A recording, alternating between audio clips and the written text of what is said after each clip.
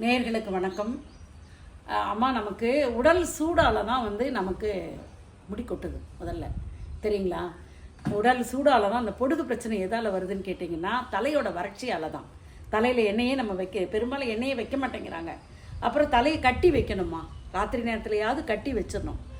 அப்போது இப்போ அந்த உடல் சூடு இருக்குது, முடி நல்லா வளரணும்.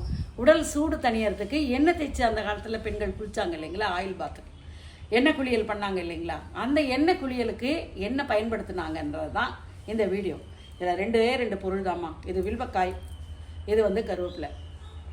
இது வில்வக்காய், இது கருவேப்பிலை. இப்போ இந்த இதை ஒரு சும்மா 5-6 கொத்து கருவேப்பிலை இருந்தால் போதும், ஒரு வில்வக்காய் இருந்தால் போதும். நான் ஒரு 1/2 லிட்டரு நல்லெண்ணெய் எடுத்து வச்சுருக்கேம்மா. இங்கே பாருங்கள், 1/2 லிட்டர் நல்லெண்ணெய். இந்த 1/2 லிட்டர் நல்லெண்ணெயில் தான் இந்த 2 வில்வக்காயை போட்டு இந்த கருவேப்பிலையை போட்டு இப்போ நம்ம எண்ணெய் காய்ச்ச போகிறோம். இப்போ இந்த எண்ணெயை நீங்கள் குளித்து பாருங்கள், எப்படி இருக்குன்னு பாருங்கள். இந்த எண்ணெயை நீங்கள் ஒரு 1/2 மணி நேரம் ஆயில் பாத் எடுக்கிறோம் இல்லைங்களா, வேலைக்கு போகிறவங்க சனி ஞாயிறில் பண்ணிக்கோங்க. ஞாயிற்றுக்கிழமை நீங்கள் கொஞ்சம் ரிலாக்ஸாக ஒரு 11 மணிக்கு உங்கள் வேலையெல்லாம் முடிச்சுட்டு நல்லா தலையில் தடவி ஒரு 30 நிமிஷம் 40 நிமிஷம் விட்டுருங்க. நல்லா ஊறட்டும். நல்லா ஊறினதுக்கப்புறம் கஞ்சி சீக்காய் தூள் போட்டு தலையை அலசி பாருங்கள். ஒரு முடி கூட சீப்பில் வராதுமா. முடி கொட்டுறது உடனே நிற்கும். உங்கள் தலைமுடி வளர்ச்சியும் நல்லாயிருக்கும். முக்கியமாக நீளத்தை கொடுக்கக்கூடியது இந்த வில்வங்காய். இந்த எண்ணெய் குளியலுக்காக மட்டும்தான் இதை பயன்படுத்தணும். தடவுறது கிடையாது. அன்றாடம் தடவுறோம் இல்லைங்களா, அதை மாதிரி தடவக்கூடாது. எண்ணெய் தேய்ச்சி குளிக்கிறதுக்காக மட்டும்தான் இந்த வில்வ தைலம். இதை எப்படி செய்யலான்னு பாருங்கள். இப்போ இந்த வில்வக்காய் வச்சுருக்கேன் பார்த்தீங்களா, இதை உடைக்கணும்.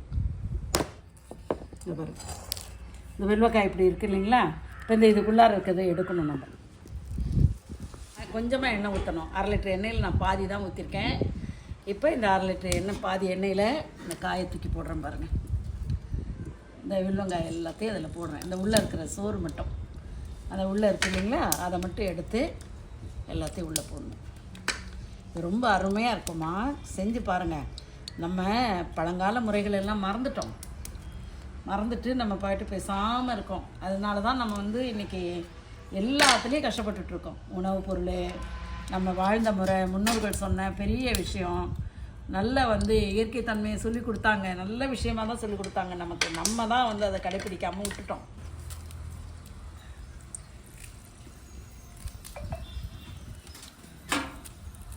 இந்த வில்வங்காய் நல்லா வேகணும், நல்லா வெந்து கருகணுமா, அது வரைக்கும் வேகணும். நான் இதுதான் கொஞ்சமாக எண்ணெய் ஊற்றிருக்கேன். நல்லெண்ணெய் ஃபுல்லாக ஊற்றினீங்கன்னா பொங்கி ஊற்றி அடுப்பு எரிய விடாது. இரும்பு வானலில் செய்யுங்கம்மா. எதை செஞ்சாலும் நீங்கள் இரும்பு வானலில் செய்யுங்க.